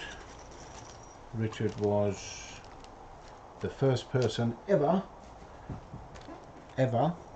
to win the F345 championships in 2-wheel drive and 4-wheel drive on the same weekend, right? So, and I don't think there's many people that have done that actually over the years. So he doesn't race anymore. He's one of those guys that his family is #1 to him. He wants his Sundays for that, and that's what he does. So let's get all these washers out. You can see I'm saving the bags. You know, bordering on madness saving bags. These are all the adjustments for the hubs. These are the wishbones, clearly, obviously. These are the special angled front tie rod cups and bumper standoffs for the shocks, pin brace, obviously pin brace goes with the bumper. And we open up the last bag, and this is where you might think, oh my god, Tony Evdoka, do you really go to that extreme? And the answer is yes, I do. So here we've got 2 long screws for the standoffs. It's pretty obvious to me. Here we've got to talk about these. These are the various new captive ball studs, and we've got to talk about that, right? Because that's very important. A couple of people are not doing that right on their buggy, unfortunately. So that's one of the reasons why I'm choosing to actually talk about how I build a buggy, because things like this are very important. So these two, you can see, are very slightly different. I don't know how much you can see on that camera, to be very fair, but these two are very different, and these are the steering ones, right? So I could very quickly get rid of them, but I'm just going to put them to one side. And again, methodically, you can see I'm putting the two, you know, the screws together. I can see exactly what I've got, exactly what sizes I've got, and this is without a manual, so you guys should have absolutely no excuse to do it with a manual. Right now, I want to talk to you about these things here, and I need to switch back to my zoom. How am I going to hold it to get it to you so you can see the differences? Right, let's just pick up that now, see what you can see here. Yeah, that's going to be quite good actually. Right, although I do understand it's not fully focused, right? I want you to concentrate very much on one area, right? I want you to concentrate underneath the hat part. You can see that underneath here, this is angled, right? What's the difference? If I pick up the other two and just rest it in the same fashion, you can now clearly see, right? If I get that, you can clearly see under here, it's not angled. These are flat, right? So underneath the cap, these are flat. The flat ones are obviously different and go with your hubs, right? So flat ones go with hubs, right?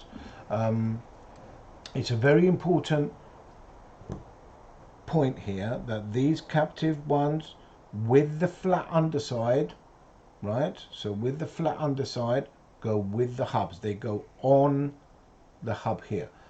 The reason that is because they go with these angled special ends, and it's a matter of getting the clearance, so when the car travels up on full up travel, they don't bind. On these ones they will bind, right? So they do not go with that. So hopefully that's explained it. Flat underside on the captive ball studs must go with the hub. They don't go anywhere else on the car. There isn't any more in the car or anything like that. So while I do that, I might as well just go to the next stage and grab that, grab these. 2mm driver on the top. Must have a 1mm washer, right? Must have, all of these are 1mm washers, right? So you must have a 1mm washer, and the reason you must have a 1mm washer, and I will go one stage further in a second and show you why, right? Is because you're looking for the clearance. So we put that in there, make sure it's nice and square. And if you also notice, I'm going to do something else here. I've put it in, but I'm going to take it out. And I'll tell you why I'm going to take it out. I don't know, again, if you're going to see it on the zoom cam, right? For some reason my zoom cam's gone off, but no, I'll get to that in a second, right? So let me see if I can show you up here. No, you're not going to see it on there, I don't think. But basically, and I have no idea why my zoom cam's gone off. I think the phone might have died actually. Here on the actual hub, on the actual screw of the hub. So if I turn that sideways, I wonder if you see it. No, you can't quite see it. But basically, the thread that is made gives excess material to come out. So I get my scalpel and I trim that.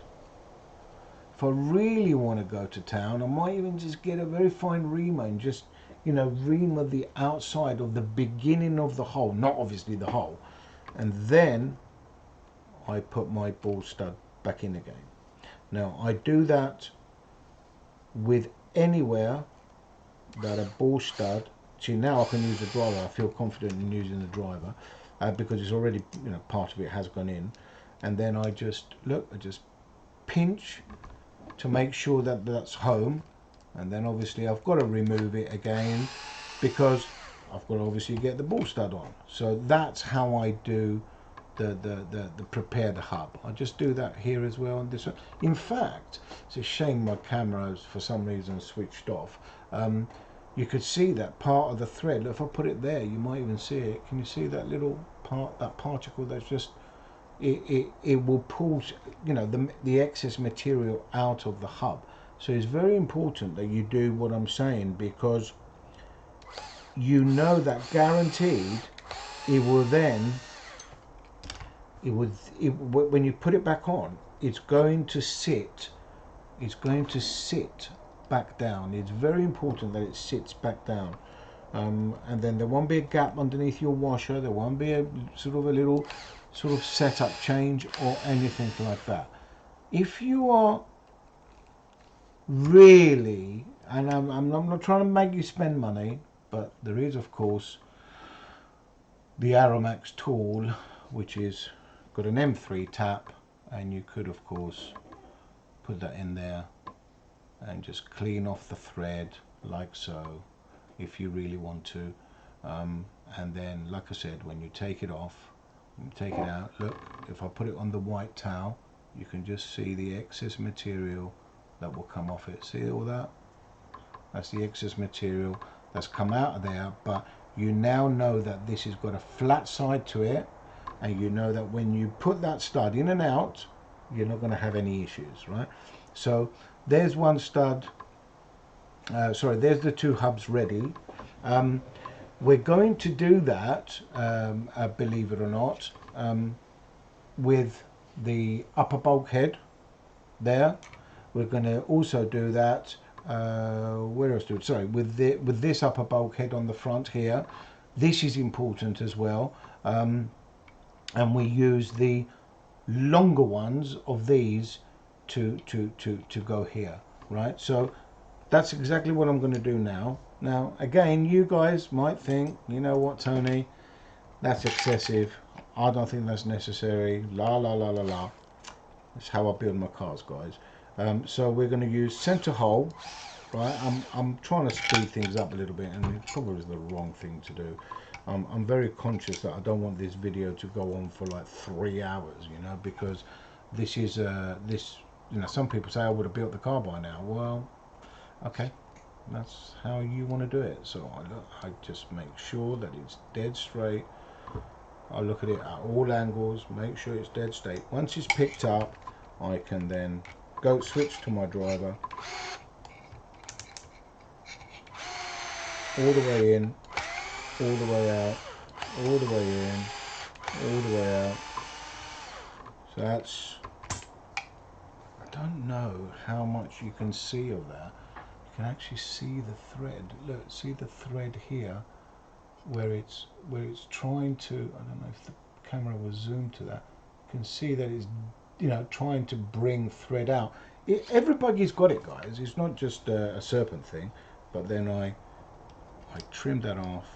I even, because it's only the beginning, I even do this sometimes, like round like that. Look at the excess material just come off. Look, see it there. Look, the excess material. And then I know that this is a flat side. I know that the washer is going to go on it and it's going to be flat. So to me, it's an important part of building a car. It's an important part of setup as well, because, you know, well, if one side's sitting down and the other side isn't sitting down, you know, what does that tell you? Do you know what I mean? I mean, you know, it's you don't want to you don't want it to be different. You really don't. Especially if you end up in a scenario where you're doing really well and it's just slightly out. If it was half a mil, think of it this way. If it was half a mil out this side and half a mil out the other way, the other side, that's 1 mil difference. It's like putting a washer in one side and not in the other. You know, that's my philosophy over it. So, you know, some people will say, well, you know what, that's excessive. It's too much for me. I don't want to do it. Fine. If I was to again build a car for a top guy, a top racer, this is the way it will be built, and that's why it will go in the A final, because he will have no problems with the car. So now moving on to the wishbones. Here we go again, right? This might seem excessive to you, but I have a reamer here. This one happens to be an Aromax one. They are one of the best tools in the world, as we know. And I will prepare the wishbones now. So there's a little bit of flashing already. I can see that I need to remove.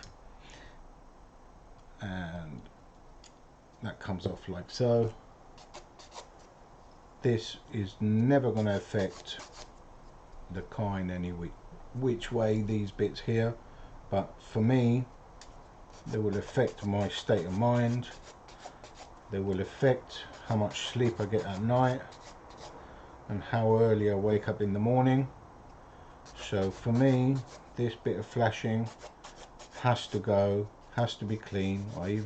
This has got a rough side and a smooth side. I even have to smooth it off with a smooth side. It's pretty bad, guys. I'm sorry about that, but it's just how it is. So that's the wishbone, nearly ready, although it's not ready. Dun, dun, dun. Now there's different types of these, right? So you need the one that's flat with a flat end, especially for a serpent. The reason for it is that when a pin goes in a serpent, like so, it doesn't drop through the other side. So you don't want the drill type one. Aramax do a limited edition drill type one of this, and of course if you put it in there, it will just literally go reamer right through to the other side. You don't want that because your pin will be dropping out. So you want one with a flat side if you're going to do this and you're going to go to the degree that I am, right? So if I put that in there, I already can feel, look, there is resistance. Now you would say, a lot of people will come out with a lot of, if you excuse my bluntness here, a lot of BS about, oh well, that's serpent wishbones, my X car doesn't do that. No, they all do this, right? So you put it in there and you just, this is just basic, making sure the hole is clean and it spins like so. Watch, if it doesn't spin like so, again, my friends, you are wasting your time. It has to be free, right? Look, as that goes in, look, it's got resistance, right? That's only because it's out of a mold. It's the like I said, the serpent stuff is brilliant. You really look, this one's tighter. Look, see that? Now, you know, if it's come out of the same mold, you say, well, what's going on? But you want it to be free. It's very, very important. And especially for the next stage as well, which you see what I do. So I'm just going to work that because I'm not quite happy with it, and as I do it I can feel it. I'm not making the hole any bigger because this is the exact size. So I've done that. Now I'm going to do the outside, and the outside's got a lot of resistance, guys. So this one, you know, it's you know, quite important that I get this right. And then you see when everything goes together how nice it will be. So to me, it doesn't take long. Probably don't do it at trackside. If I was to break an arm, I don't really do it. But when the car gets rebuilt and it goes back to base, which is here, then it definitely, you know, gets this kind of love, if you like, when it's being done at base. So that's that. That's now sort of near ready to have the carriers on, and I call them carriers. I don't know why I call them carriers. So we just get a pin. We just make sure that can drop in there, and look, it drops out, and that's what I'm looking for. I'm looking for the pin to go in and drop out. That's exactly how I want it. I don't want it any other way. And I'll show you how we proceed. So we've got these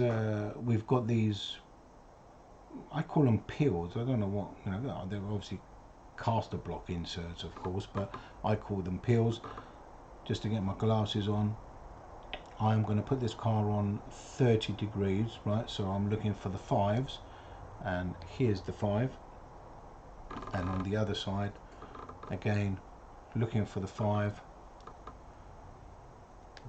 There's the 5, right? So these are going to go to one side. They're going to go on in a slightly bigger bag and keep them like that because they're very easily you know, you can identify them instantly.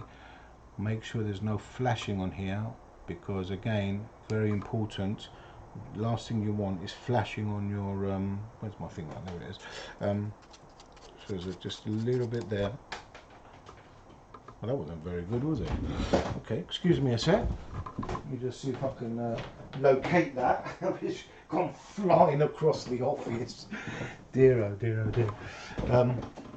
So don't mistake the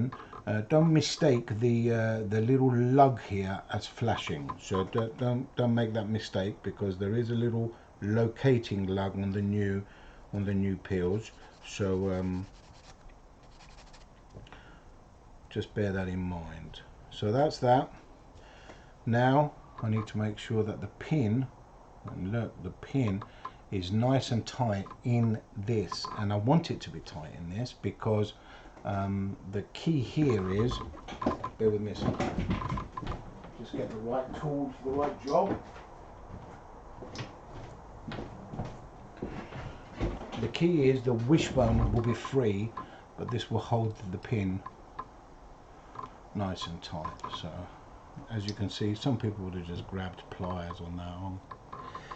Not like that, I'm afraid. It has to be right for me. So when I build a car, everything has to be how I see it done, and everything else, and then that makes me really happy when I put it on track. I know at that stage there's not going to be any issues. So wishbones are ready. We're getting very close to getting them on the arms. Sorry, getting the arms or the wishbones, whatever you want to call them. We're getting very close to putting it on the buggy, and then we're more or less, apart from some turnbuckles, we're more or less done the front end, if you like. So here I want to talk to you about these caster blocks. Now these caster blocks is how do they go into these carriers. Now on the back of it you can see there's a locator, right? So if I was to slide that in here and push all the way home, right, one would say that that is the correct one for that side. Can that go on the other one is the question. So let's just see. Yes, it can, but if I did that, you can grab the outside. Never grab the inside, guys, right? Always grab the outside like so, he says. Right, so you can always, nice and tight, that's what you're looking for. So can that go on, can it go on this one?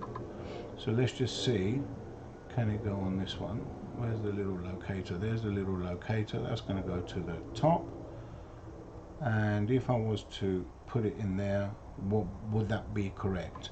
Well, that will be, let me just bear with me a second. I want to try and make it easy in my explanation rather than difficult. Now that wouldn't be correct, right? Because that will be leaning the wrong way. So this will have to go into here. Let me just, so I can just explain it. If I can just double check, and then I can explain. Okay. So I want to see if you can. Unfortunately, my other cam is gone off. Oh, I think everything's gone off. Bear with me a second. Let me just stop that, and then I'll come back to you. Hi guys, I'm back. Excuse me. Excuse me. As I was explaining just now, what I really wanted to do is I wanted to show you a method of knowing how to put your pin in your hub without picking a negative and positive peel. And I'll explain why I wanted to do that. That's why I was trying to swap it between one and the other and everything else. If you know the system that I have, you don't even have to look at it. You don't have to get your magnifying glass trying to read it or anything like that at trackside. It's a really easy, it's an easy know, if you like. So basically what you're looking at, and if I try and put that to the camera like so, so if this is your wishbone and this is your carrier that goes on there like so, if I just take it off just so I can show you what I mean, if it's leaning backwards, okay, so if the carrier is leaning back, it's what they call positive. right? So that's positive. But there's an easier way in actually identifying that, because all you've got to do is put your pin through the hub, like so, right? So your pin is in the hub, and then you could see where your pin's going to go relevant to the wishbone, and you can see if the hub is going to be leaning backwards or is it going to be leaning all the way forwards. Well, if it's forwards, it's a negative block. If it's leaning back, in other words, from your view is from the front of the car. If it's leaning back, then that's the way that you're looking at. So you know that's the way to do it. Right? It's as simple as that. So I'll carry on and build it. I picked up the wrong tool, so I really need to replace this pin. Bear with me a second. Oh, let me just see if it's marked. Hold on a sec. I hate picking up pins with the wrong tools. Hold on a sec. Make sure it's not marked. It's okay as it happens. They are very hard, these serpent pins. So like I said, so you're looking for this hub to lean backwards, right? That's what you're looking to do. So let's just see if I'm achieving that. So I'm gonna put the pin in here ready. I'm gonna get my built-in hub, slide it in position here, drop the pin in it, not all the way, and when I look at it from the side, I'm trying to see if you can see that. Let me try again. So from the side, you can see that this hub is leaning backwards. You can see that. Hopefully you can see that anyway. Let me bring the light up as well. Let me see if I can show you that a little bit better. Now, it's not as if some of you don't know, but I just want you to know. Right, can you see that? The hub is leaning backwards on the wishbone. Can you see that? Right. That's what you're trying to achieve. That's the key here, right? So we've got 25 natural kick up, plus we've got another 5. Now we can see that this is all nice and free, right? And remember, free this way, free that way, free every way. But we don't stop there, right? Because with me, I'm afraid, I'm terrible. Like I said, you already know this. If you can't get that out, by the way, you can just push the pin out on the other side like so. So you can push it out this way. For some reason, I can't get it. My tool is so old, it's worn. I can't get hold of it for some reason. Where's my other one? Everything's disappeared.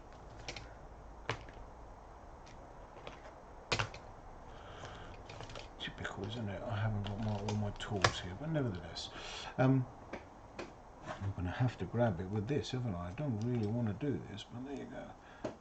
Just grab it right on the edge. See if I can just pull that out.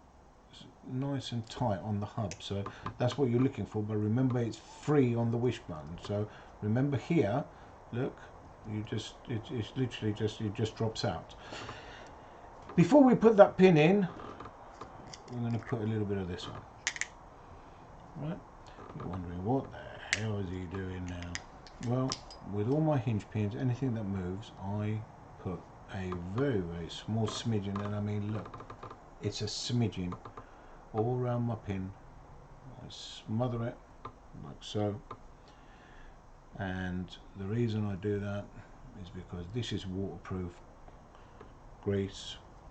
It stops the pin rusting, it makes it more long lasting. It's just how it should be. Especially if you run a low grip car, this is key. This is if you don't want to clean it the next day or anything like that, this is exactly the right stuff. So push the pin all the way in. Any excess anywhere, you just wipe off. At this stage, we don't want to forget, so we grab our 1.5 driver and we take a screw and we lock the pin in place. This is a standard kind of scenario with most cars. But also I want to show you this. I don't run this all the way tight. I go up to it like so, up to the wishbone, and then I just back off a fraction. I find that then it's all nice and free without any problems, right? So that's the way that I like that. So while I talk to you, I do the other side. I get my hub. Remember I took them off there. I'll put that in there, and when I put it in there, I make sure it's all the way home.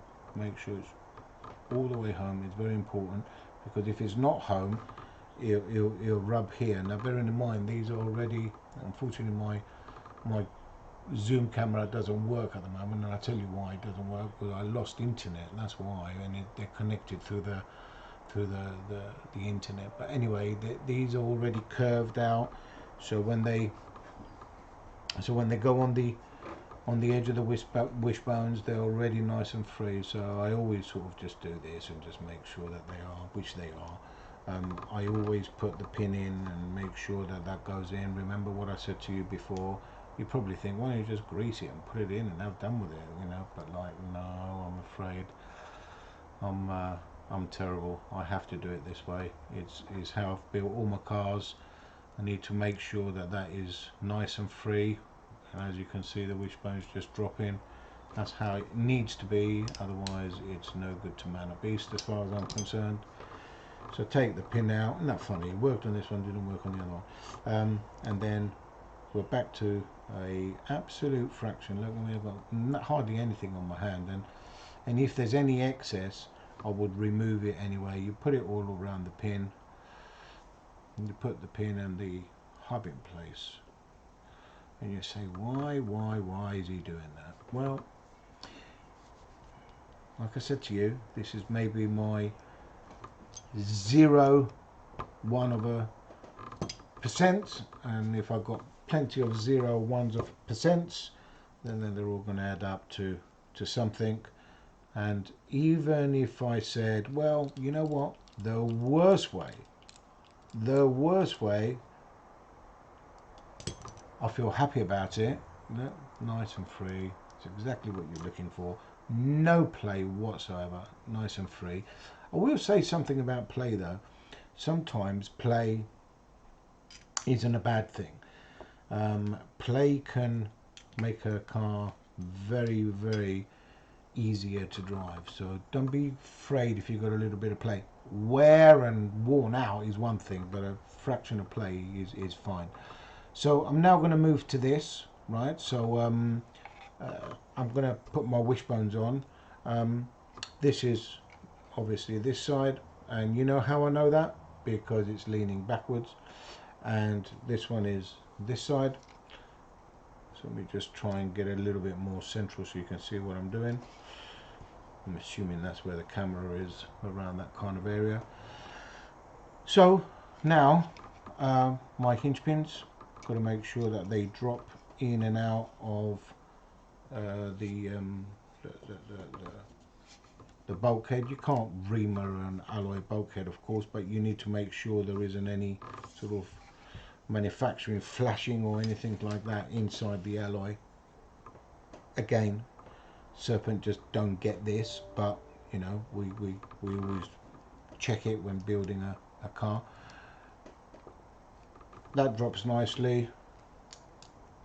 That drops nicely. We know it's going to be a free scenario when we put it together, and that's exactly what we're going to do. I'm just checking inside here, make sure there's no flashing inside the gap, and there isn't. So with no further ado, we will put this on. And bearing in mind, I would normally just grab it, turn it around and put it on, but I'm trying to show you if I possibly can. We know that's good, so because we know it's good, we're gonna just ease that pin out again if we can. Here we go. We won't need to grab that with much because it's free. Right, so we're gonna, only a fraction, you only don't need a lot. I'm gonna put some of this around it. We're going to get that ready. I'm going to drop that in place. trying to put it in a position where you guys can see what I'm doing, especially when I'm saying grease it, if you like. You know, it's a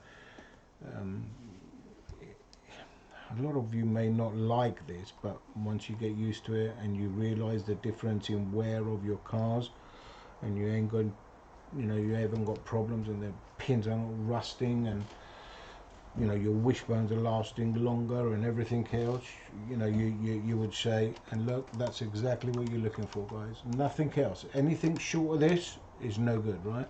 So please bear that in mind. Let me just double check that, you know, my process, if you like. I put the pin in, and then I take it out, which is sort of bordering on madness, really. But that's my little OCD I've got. Just put a tad of this stuff on. I'm not doing this video to sell stuff, but of course, if you want any of this grease, needless to say, head over to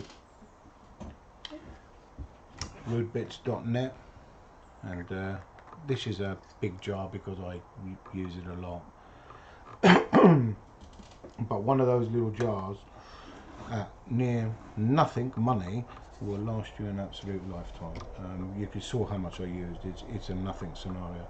So here we're gonna, this is the brace, right? So we're gonna just throw this brace on now, and as you can see, that just beautifully, sorry, let me just show you that again. I think I might have been out of shot there.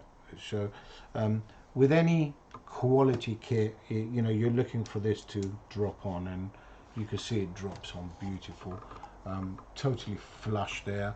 So the pin, the brace, the bulkhead, everything is just beautifully, I don't know how you can see that, but it's beautifully flush, right? So that's on. Gonna put the bumper on. If it doesn't, remember what I said earlier on, if the bumper doesn't go on and it's struggling, look, it's tight, remember what I said earlier, you just loosen these two screws, literally just loosen them like so, and then the bumper, look, just drops into place. You tighten these two screws like so.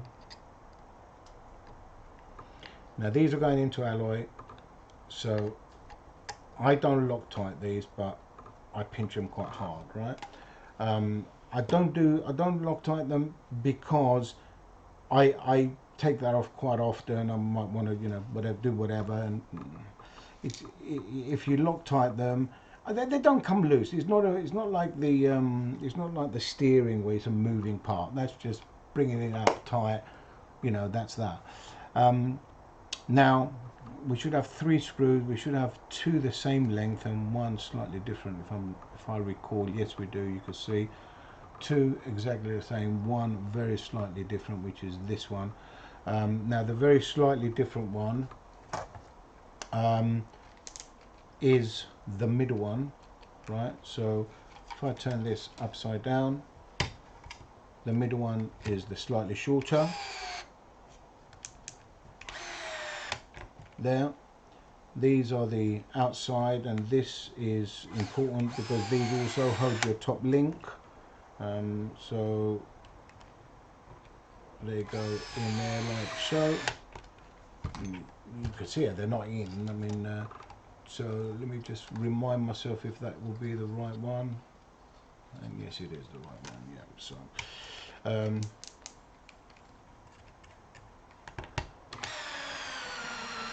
You can see how lovely the plastic is. We'll finish that off in a second because I might have to take that off. So before we tighten that completely, we'll a little bit of that material there. That's it. So the front end is now really taking shape, as you can see. Everything's free, totally free, from the steering to the wishbones. Everything, all the way, all the mechanisms, totally free. This, you know, we've already spoken about this. I left it off deliberately. That's going to drop on there. Needless to say, the shock tower is going to drop onto there. It's self-explanatory in a way, but I suppose we can do the shock tower and this together. This is a quick do, if you like. So let's put that aside to one way. That drops like so. We should have 4 screws here for the shock tower. There we go. So 4 screws. It's very straightforward. Click and it's done. We will check it, bearing in mind I know the torque settings. If you don't know the torque settings on your electric drivers, please don't use them, because you can easily damage the product and then you've got to go and buy a spare part. Okay, we have the spare parts, but that's not the objective, is it? The objective is to build a really good car that's rock solid, and when it goes on track, it's ready to go. Now, I want to quickly talk to you about shock towers and carbon fiber. Right now, there are carbon fiber and there are carbon fiber towers. These towers are 4 or 5 mil thick. They're made of the very best material. I don't feel I need to glue around here. Okay, some people will glue and they want to seal it and they want to do all sorts like that. The only time I would possibly consider that is maybe, just maybe, if I was going to a European Championship, a World Championship, very big indoor meeting, something of that nature. That's when I would consider that. Otherwise, I just run it. And to be very honest with you, I keep a spare tower.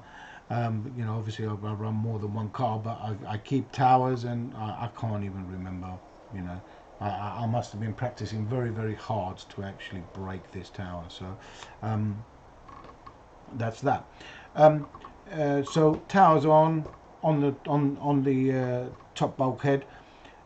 We might as well just quickly do the standoffs. I'm going to on this one I'm going to drop down 3rd hole down. Now this is just obviously such an easy scenario. It's all self-explanatory, of course, but I want to explain something to you, because I've you know, standing. Oh, I didn't have that on the right setting, did I? There's a lot of talk about when people look at the Serpent car and they say, "Oh my God, look at that front shock tower! It's so so close together." Well, yes, it is close together, because that's the correct geometry. Now you say, well, God, and the other cars are this, the other cars are that, and everything else.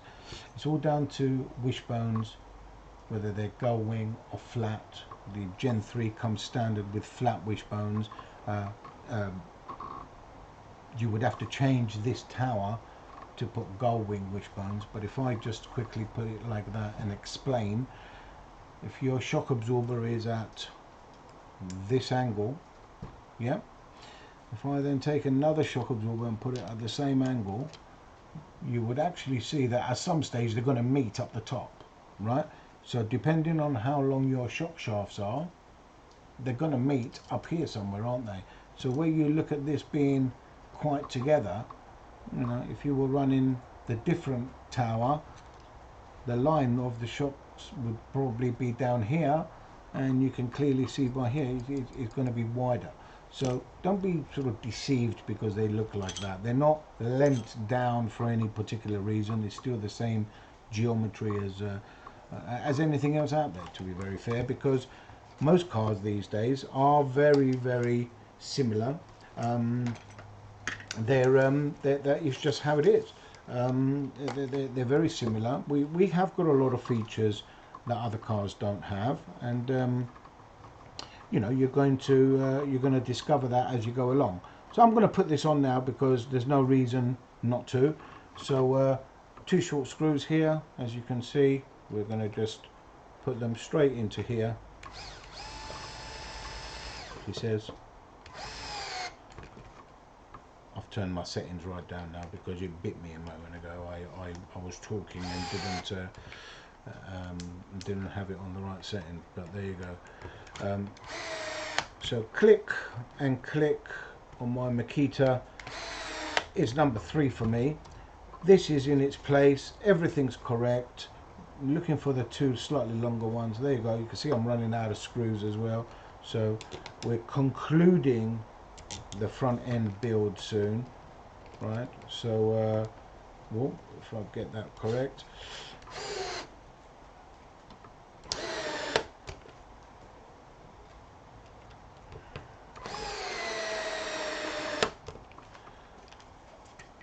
always finish by hand, remember what I've always said.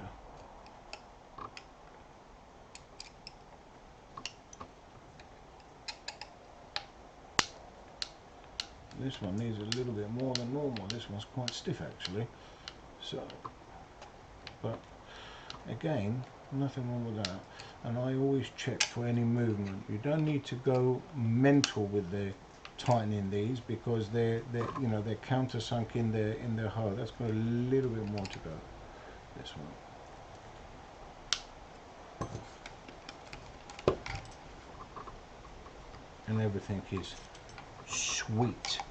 So we're now concluding the front end. We have got these turnbuckles to go, but I'm going to leave them for a second, and I'll tell you why. Because when I do these turnbuckles, I'm going to do the back two at the same time. So I've got all the turnbuckles done. So if I just said, apart from the turnbuckles, the front end is now complete and ready to take the turnbuckles, etc., etc. So I'm going to conclude there for now, because I need to just quickly look at this internet and see why I've not got the camera, the other camera that I want on there. It's I don't know what it's like in your area, but where I am, guys, it is absolutely hammering it down with rain. It is atrocious out there, and I know a lot of people are going out for practicing over the weekend and everything else, so you know, let's just hope it eases for those guys.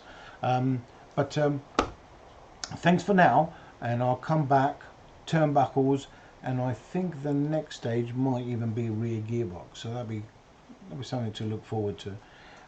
Thanks for now, and catch you on phase 2.